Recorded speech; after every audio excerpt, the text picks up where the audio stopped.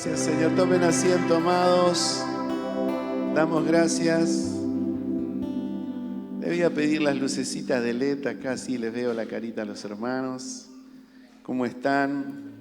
¿Todo bien? ¿Contentos de este tiempo que hemos tenido? Y claro, como nos propusimos adorar al Señor y hacerlo de corazón, hacerlo con entusiasmo, podemos ver que realmente se ha manifestado su presencia en medio. Porque es un ida y vuelta, ¿vieron? Cuando usted está en una relación de amor con una persona, yo con mi esposa, le digo algo lindo y ella me devuelve algo lindo. Y es tan lindo porque nos enamora. Y esto pasa cuando también se lo decimos a Dios. Le decimos cosas que sentimos, que amamos de Él y que reconocemos de Él, y Él nos devuelve y nos da ese amor y sentimos su presencia. ¿Lo sintieron? Yo lo sentí. Ese cuando tu fuego quema, siento que me estoy quemando. Y eso que tenemos la forma de climatizar el lugar, de que esté cómodo. Pero bueno, qué lindo que es el Señor. Eso es lo lindo de nuestro Dios. Por eso nosotros entendemos la diferencia de aquel que vivió en otros lugares, en otros amores, que cuando llega a la presencia del Señor y se conecta con Dios, algo sucede que es inexplicable. Para cada uno es diferente, pero ciertamente que es genuino y es verdadero. Y te preguntan cuando recién llegaste al camino del Señor: che, ¿y qué pasó? No sé, entré ahí, ay, sentí algo tan lindo adentro mío, es como que si se me abría el pecho. ¿Y por qué no hay otra explicación? La explicación que hay es que Él se manifiesta cuando nosotros nos acercamos a Él.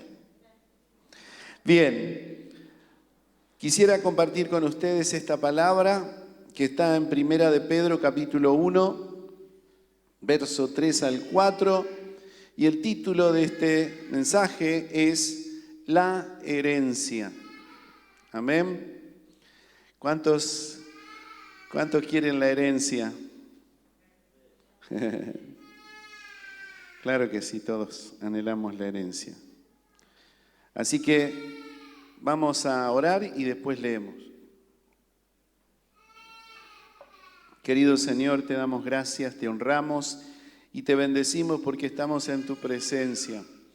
Y Señor, qué lindo y qué maravilloso es poder sentir tu amor, tu calor, tu abrigo, tu protección, Señor, tu dulce refugio que podemos encontrar en ti, Señor. Gracias, muchísimas gracias. Queremos que bendigas esta palabra, que nos ministre, que nos enseñes, que nos hables a través de ella, lo que es importante para este tiempo y para nuestra iglesia hoy. Señor, que sé que la palabra tuya tiene vida, tiene espíritu y nos posiciona en el tiempo correcto que tú quieres que nosotros estemos posicionados de acuerdo a tu voluntad. Y Señor, sé que nos hablas porque nos amas, y tú vas a abrir el entendimiento de tu iglesia para la comprensión de esto que vamos a hablar en esta tarde. Dios mío, lo creo y por eso, Señor, te pido a ti que tomes total control de nuestras vidas, de nuestras mentes, de nuestros corazones. Que nada nos distraiga, que ningún espíritu inmundo venga a traer entorpecimiento a lo que tu palabra tiene para decirnos, Señor, en esta tarde. Te lo pedimos y te lo agradecemos en el nombre precioso de Jesús. Amén y amén. Bien, dice así la Escritura. Bendito el Dios y Padre de nuestro Señor Jesucristo, que según su gran misericordia nos hizo renacer para una esperanza viva por la resurrección de Jesucristo de los muertos, para una herencia, digan conmigo, herencia incorruptible, inmaculada, inmarchitable, reservada en los cielos para nosotros. Amén. Bien, para entender esta palabra yo los quisiera llevar un poquito a la historia. Dice que esta carta del apóstol Pedro fue enviada a personas que habían sido expatriadas de Israel. Ustedes saben que la historia de Israel fue muy dura, muy difícil. ¿Cuántos saben que ellos estuvieron esclavos, estaban al servicio de Nabucodonosor, estuvo en un tiempo, y ellos conocían lo que era la esclavitud, conocían lo que era estar expatriados? Y por lo menos si no lo vivieron esa generación, lo habían vivido generaciones anteriores y tenían memoria, porque los abuelos, los bisabuelos o las personas mayores se encargaban de darles referencia de lo que habían pasado. Y era muy triste para ellos ver estado fuera de su país, fuera de su lugar de origen por mucho tiempo. En esta ocasión ellos esperan al Mesías y reciben al Mesías. Tal es así que este grupo de judíos acepta a Cristo como su Salvador, pero el hecho de verlo recibido y de verlo aceptado hizo que en una persecución que hubo sobre la iglesia en Jerusalén, fueron esparcidos y estaban despatriados. Para aquel que ama su provincia, yo soy mendocino y siempre lo menciono, que amo mi provincia, viví muy poco ahí, muy poco, casi nada de mi vida, pero cada vez que voy siento algo muy lindo por mi tierra. Pero en este caso ellos tenían doble sentimiento, porque por la fe en Jesucristo habían perdido el derecho de esa ciudadanía porque habían sido esparcidos, los habían echado. O sea, ellos se tuvieron que ir porque si no iban a morir. Así que entonces tenían que tomar esta responsabilidad de irse. Y sentían, como cualquiera que es despatriado, una gran desazón.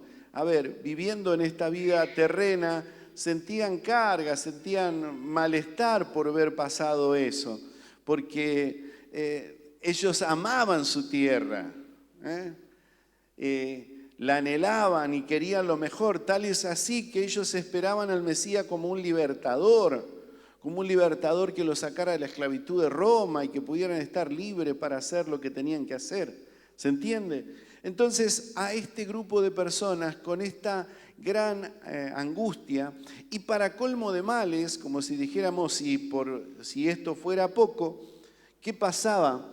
Dice que este rey de Roma, este personaje nefasto que fue Nerón, dice que estaba persiguiendo a la iglesia también en esos lugares. O sea, aparte de ser despatriados, estaban siendo perseguidos, afligidos, de tal manera que dice que los cristianos que tomaban prisionero, algunos de ellos, dice que este rey, para hacer referencia de la creencia que tenían los cristianos, de que creían y hablaban de que Dios en algún momento iba a destruir la tierra, porque es así como creemos, y que la iba a destruir por fuego. Entonces, ¿qué hacía este personaje nefasto? Agarraba a los cristianos en ese parque que él tenía y los prendía fuego, les rociaba brea y los prendía fuego y los hacía antorchas. Y aparte de eso, los torturaban con agua hirviendo, y si fuera poco, le ponían una piel a alguno de ellos y los largaban y lo hacían devorar por las fieras salvajes, por leones. Esto es lo que vivían en ese tiempo aquel que decía ser cristiano, seguidor de Cristo. Entonces el apóstol Pedro le envía esta carta y empieza de esta manera diciéndoles, recordándoles que más allá de la circunstancia de dolor y de dificultad, no se olviden de que deben bendecir al Señor. Y dice, bendito sea el Dios y Padre de nuestro Señor Jesucristo, que según su gran misericordia nos hizo renacer. Exaltar al Señor no es una cuestión de hacerlo y bendecir su nombre solamente cuando las cosas nos van bien. ¿Cuántos saben de esto? Y el salmista en el Salmo 103 lo reconoce muy bien y dice algo como, hablando en tercera persona, diciéndole a su propia alma, bendice alma mía al Señor y no te olvides ninguno de sus beneficios. Él es quien perdona todas tus iniquidades, el que sana todas tus dolencias. Entonces, por esta razón es que le dice el apóstol Pedro que deben bendecir a Dios. En una ocasión, Job, llagado, mal, dice que estaba en una situación muy deplorable físicamente. Y la mujer le dice, si el Dios que vos tenés es ese, ¿por qué no te da la vuelta y lo maldecís? ¿Recuerdan esa palabra? ¿Y qué le dijo Job? ¿Voy a bendecir a Dios cuando las cosas me van bien solamente y no cuando me van mal? En todo tiempo debemos bendecir al Señor. ¿Y por qué esta palabra para la iglesia? ¿Por qué esta palabra para la iglesia hoy? ¿Por qué el Señor puso en mi corazón hablarles de esto? Porque miren, hermanos, no sabemos lo que va a pasar dentro de una semana. No sabemos si el próximo domingo vamos a tener reuniones nuevamente. No sabemos qué depara este 2021 para cada uno de nosotros. Hemos hablado que la persecución de la iglesia es hoy. Ya está declarada la iglesia.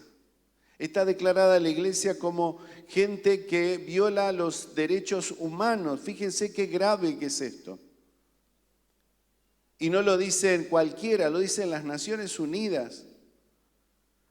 Nosotros estamos ya en persecución, como decía Gustavo. Entonces no sabemos qué va a deparar este año para nosotros como iglesia.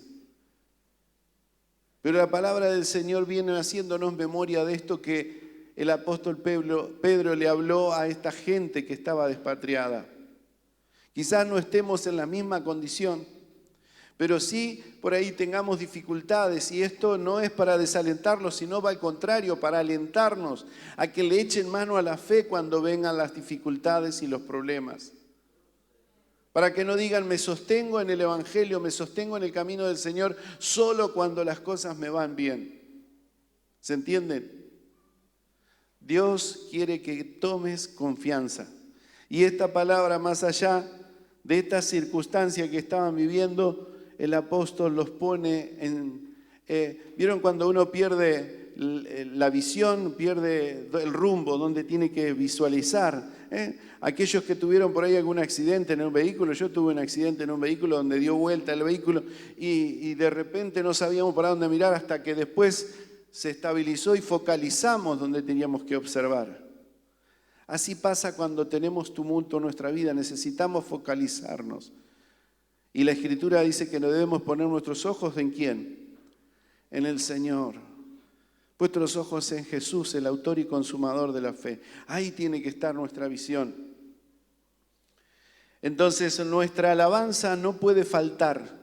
Primera recomendación del apóstol.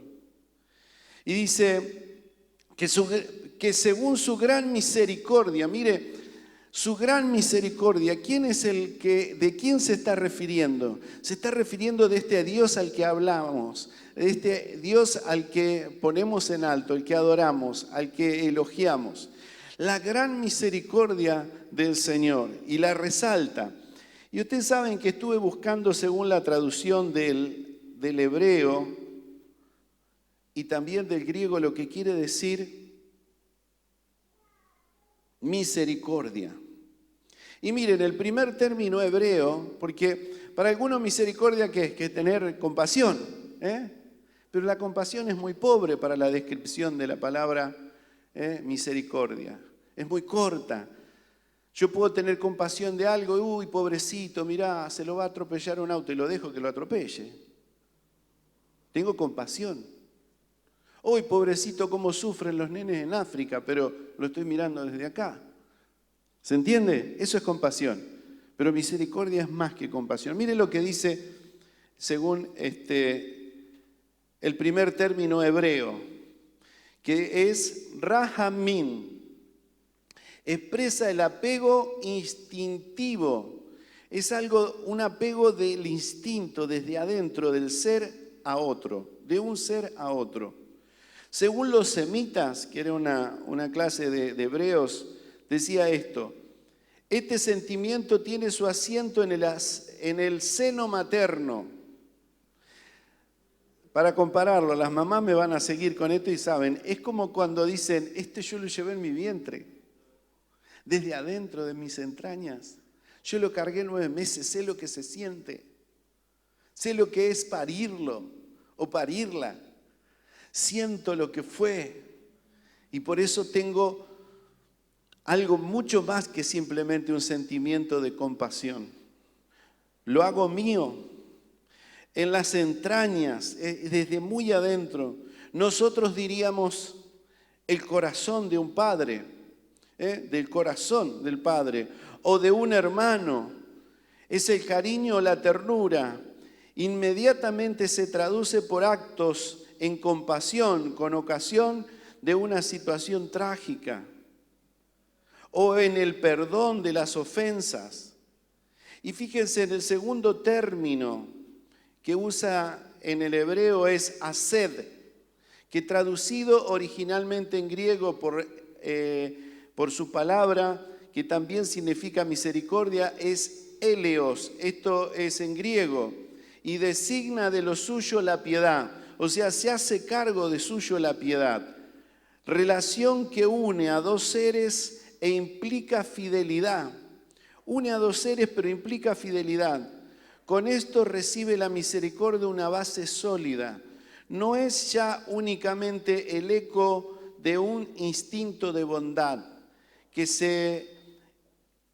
puede ser que se equivoque como un objeto o su naturaleza puede equivocarse, sino una bondad consciente, voluntaria, e incluso una respuesta a un deber interior, fidelidad uno con uno mismo.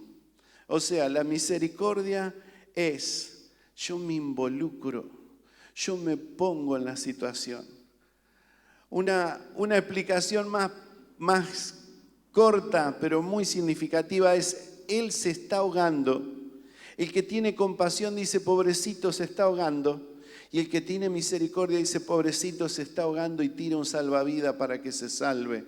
Y lo trae, y se involucra. Y si es posible, aún arriesga su propia vida para traerlo. ¿Se entiende?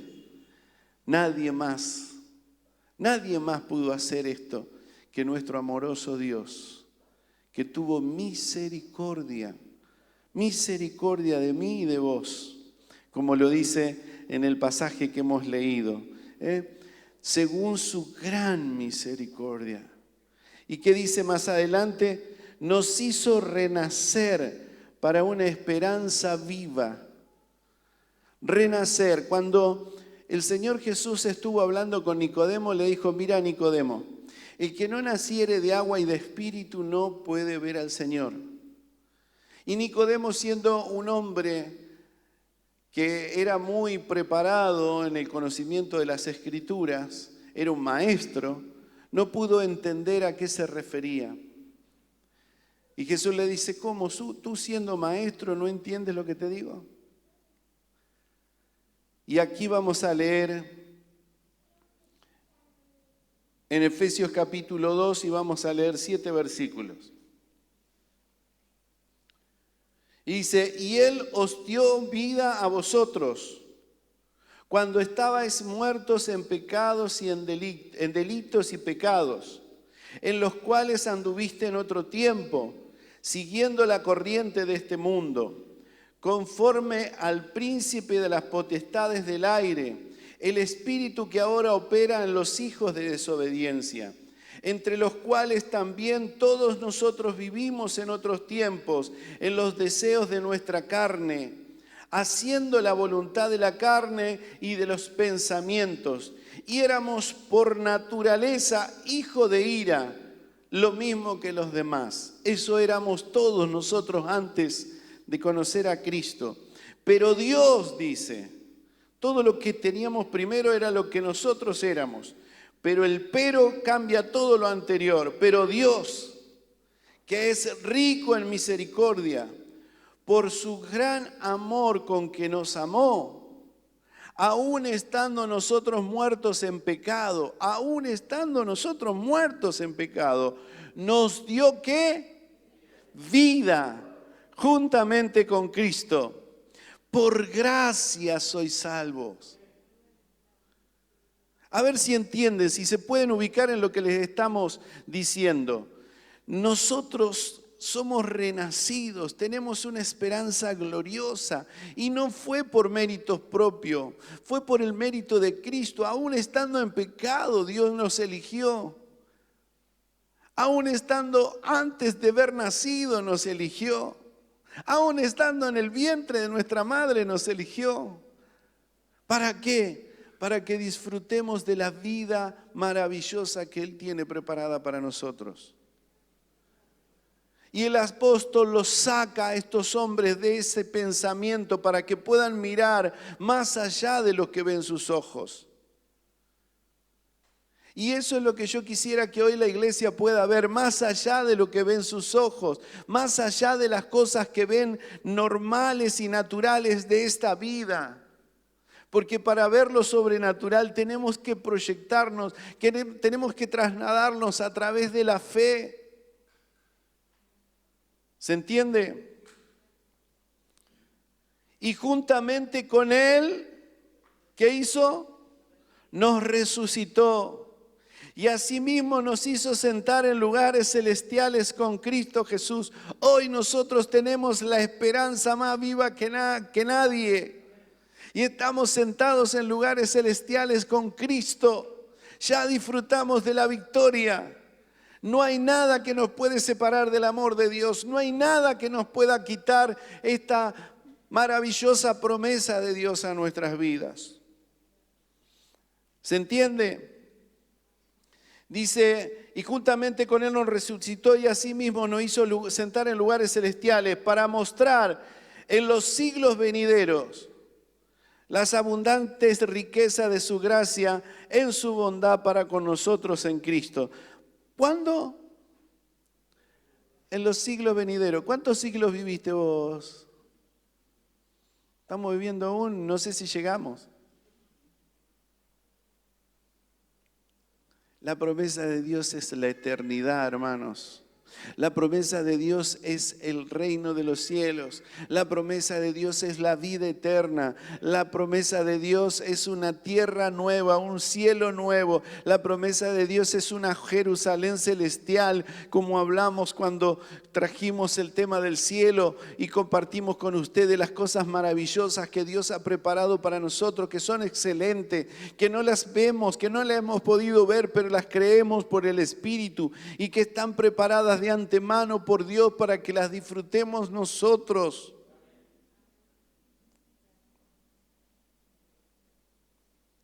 Entonces, hemos sido renacidos por el Señor, por el amor de Dios y por Cristo.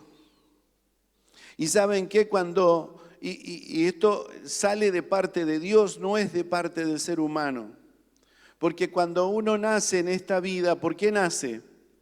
Porque papá y mamá tuvieron la decisión de estar juntos. ¿Pero fue tu voluntad? No fue nuestra voluntad. Imposible. Nosotros nacimos porque dispusieron nuestros padres que viniéramos al mundo. Ya sea porque se amaban o por alguna ocasión. Pero la cosa es que aquí estamos. A Dios le plació que naciéramos. Amén. Y gloria a Dios por esto. Y así también como a Dios le plació que naciéramos por primera vez, a Dios le plació que naciéramos por segunda vez. Porque tampoco hay mérito tuyo y mérito mío. No, yo estoy en el Señor porque un día busqué la salida, busqué la solución. No, la salida te la presentó el Señor, la solución te la dio Él. Él te eligió, no te elegiste vos. Dice la palabra de Dios, Él nos eligió, no nosotros a nosotros mismos.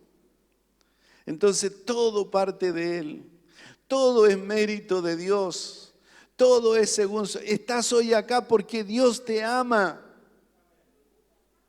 ¿Y qué quiere decir? Que podés perder esto y no sé, depende de vos que vos te alejes de Él, pero Él jamás te va a dejar, Él jamás se va a alejar de vos.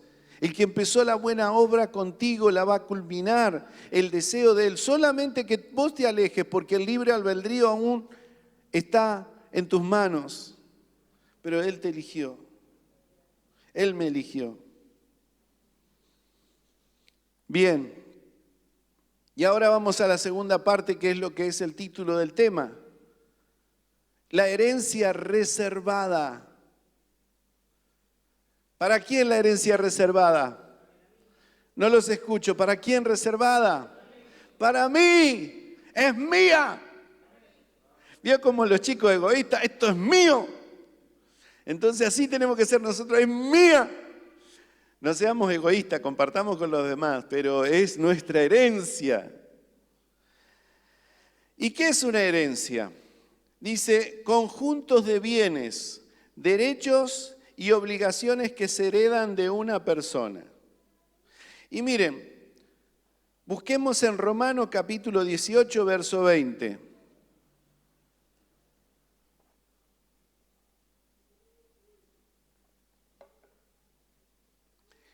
Miren lo que dice que es nuestra herencia. Y acá está hablando de el pueblo de Israel, de las 12 tribus, y hay una tribu en especial, que es la tribu de Leví, y esto es lo que le dice Jehová a Aarón. Y Jehová dijo a Aarón, de la tierra de ellos no tendrás heredad, ni entre ellos tendrás parte, porque yo soy tu parte y tu heredad en medio de los hijos de Israel. Ustedes saben que Dios había elegido al pueblo de Israel, que era su pueblo, lo eligió, lo siguió eligiendo y es su pueblo, más allá de que esté alejado de su Dios o que por ahora tenga un velo y no puedan ver al Mesías. Pero es el pueblo de Dios y Dios lo ama, lo tiene en estima. Nosotros también los tenemos en estima. De las 12 tribus, una tribu fue apartada para el trabajo del sacerdocio y para la tarea en el templo y para todo lo que tenía que ver con las cosas de Dios. Entonces apartó una tribu y esa tribu no podía tener tierras. El resto tenía tierras porque criaban ganado, tenían sus cultivos y se tenían que dedicar a eso. Y ellos se tenían que dedicar a las cosas del templo, los levitas. Y le dice, entonces vos no vas a tener heredad. Ezequiel, vos sos levita, no vas a tener heredad. Vos vas a recibir de los demás el 10% de los granos y de todo lo que tienen para que puedas vivir vos y tu familia, pero no tendrás tierra, no tendrás ningún bien. ¿Vieron que uno quiere tener la tierrita, la casita, el ranchito? Él no iba a tener ninguno de esos ranchitos. ¿Y qué le dice? Yo voy a ser tu herencia. Dios es su herencia. Lo tenemos ahí, ¿no es cierto? Pero está bien, está hablando del pueblo de Israel, no somos nosotros. Pero miren en Primera de Pedro capítulo 2, verso 9. Lo leyó Gustavo cuando predicó la otra vez. Y dice así, mas vosotros sois linaje escogido, real sacerdocio, nación santa, pueblo adquirido por Dios, para que anunciéis las virtudes de aquel que os llamó de las tinieblas a la luz admirable. ¿Qué son ustedes? ¿Qué soy yo? Somos real sacerdocio, nación santa. ¿A dónde está nuestra herencia? ¿Quién es la porción de nuestra herencia? El Señor. Entonces, más allá de que hablamos del cielo y que hablamos de cosas tan maravillosas como las que conté que vivió nuestro hermano Richard Simon, y que dice que era tan maravilloso estar en el cielo porque el simple hecho de estar ahí se respiraba el perfume de Dios y era tan hermoso que no necesitábamos nada más. Describe él, eso era más que suficiente. Y nosotros cantamos, en Cristo tengo todo. Él es mi todo. Él es nuestro todo. Él es nuestro sustento. Entonces, Pedro le decía, miren, fíjense, tengan en cuenta esto, Dios es nuestro todo, Dios es nuestra herencia. Él es más que suficiente, no estén preocupados por lo que pasa acá en la tierra. Aun si tenemos que perder nuestra vida, nuestro cuerpo acá, pero no pueden tocar nuestra alma, nuestra herencia, nuestra esperanza es eterna. Nadie nos puede quitar eso. Eso estaba tratando el apóstol de decirles a estos varones que pudieran entender. Y hoy nos está diciendo el Espíritu Santo a nosotros. Salmo 16, 5 y 6.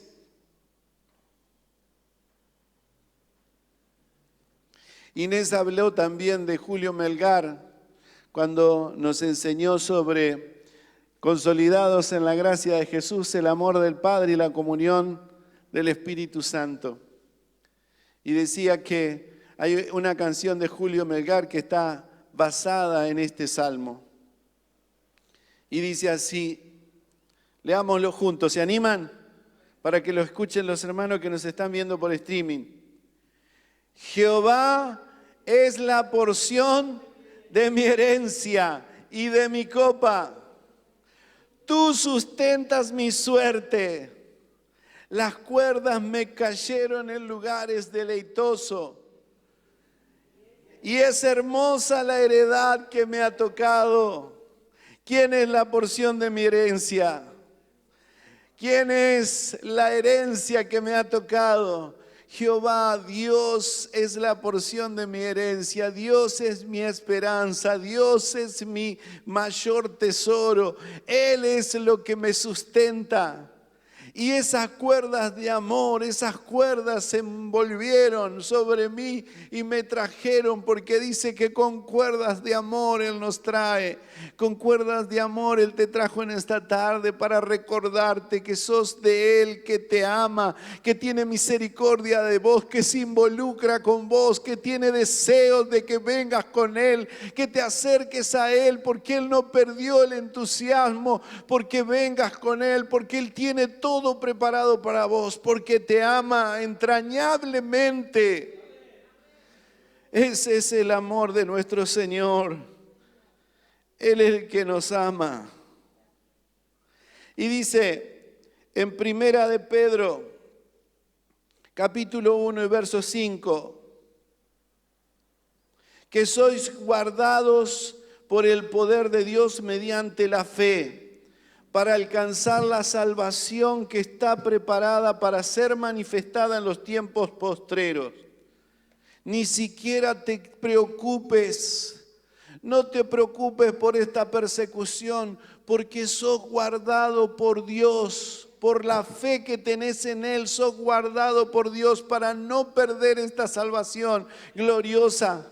Él se encarga, ni siquiera tenés que hacer nada, solamente que tener fe en Él, fundamentar tu corazón, consolidarte en la fe, hacerte firme en la fe para que no te muevan los problemas de esta tierra, los problemas de esta situación del país, los problemas de la familia, los problemas que te toquen pasar y en los que te haga doler en la naturaleza humana, en la carne. No te desvincules de Dios, Él se está preocupando por vos, no pierdas la fe, no te desvíes, no desvíes tu fe.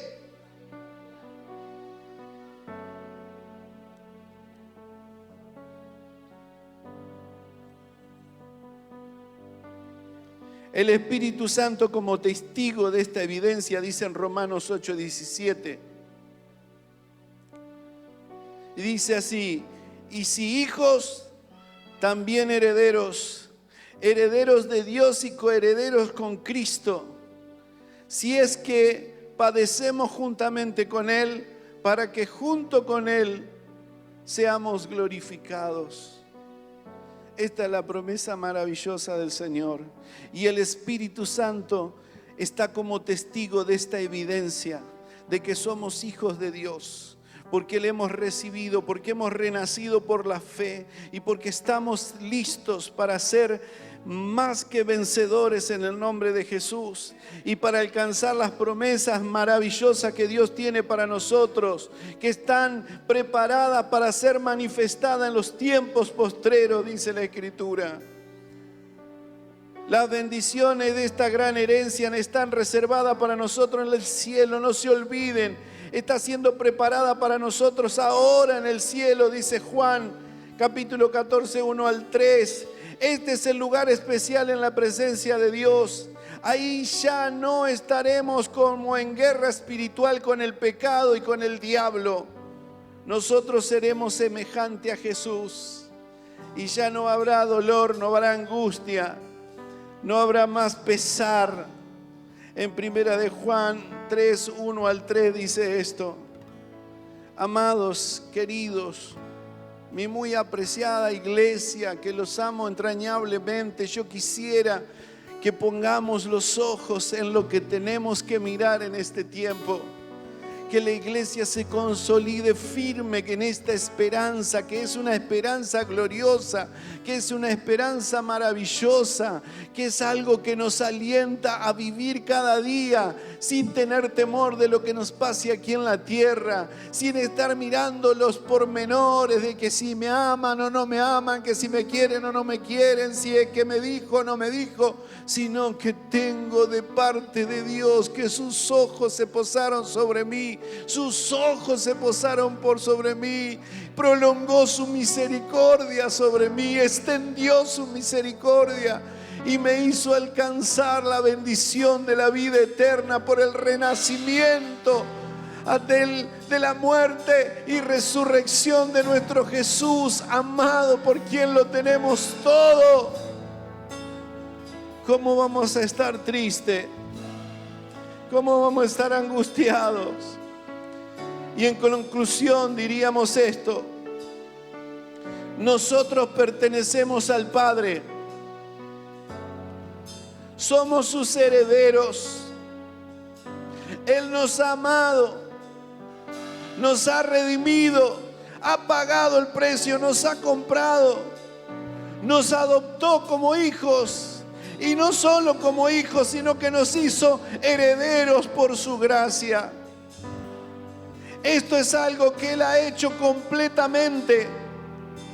Él lo ha hecho. No hay méritos nuestros. Ha sido nada más y nada menos que por su propia voluntad y su libre y soberana voluntad. Nosotros tenemos a Dios. Dios es tu herencia. Dios es tu herencia. Dios es nuestra herencia. Dios es el Señor nuestro. Dios es quien pensó en nosotros.